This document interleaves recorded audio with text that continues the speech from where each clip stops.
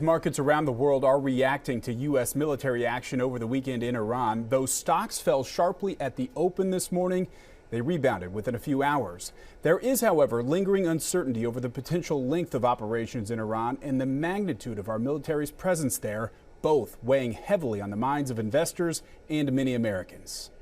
Anytime that conflict spikes across the world, that gets reflected and priced in various forms of market. And this conflict taking place at the center of the oil-rich Middle East. I think the news here is really all about oil, but I don't think Iran itself controls an incredible amount of oil. Iran does, however, have territorial waters in the Strait of Hormuz, a narrow choke point between Iran and the UAE. Hormuz is a major route for supertankers carrying oil and gas from more than half a dozen countries in the Middle East. In 2024, roughly 84% of crude oil and 83% of liquefied natural gas that moved through the Strait of Hormuz went to Asian markets, according to the U.S. Energy Information Administration. Meanwhile, the U.S. oil imports from countries in the Persian Gulf were at their lowest level in nearly 40 years. Nicor Gas telling ABC7 it's monitoring the developments overseas and does not foresee any immediate impacts to operations or costs for customers. Nicor also telling ABC7 it purchases natural gas during the summer months when demand is lower and stores it throughout the year, keeping costs more stable and supply up. Still, any constriction on global oil and natural gas trade can have an impact on American energy. Today, President Donald Trump saying his administration projects 4 to 5 weeks for operations in Iran, but he did not rule out the possibility of a longer conflict. And in an interview with the New York Post, the president also did not rule out U.S. troops on the ground in Iran. You put boots on the ground, you put an occupying force there that has to do with American troops, all of a sudden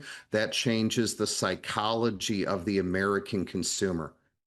According to Gas Buddy, gas prices rose to $3.49 a gallon on average in the Chicago area today, while the national average has now surpassed $3 a gallon, the highest we've seen since November.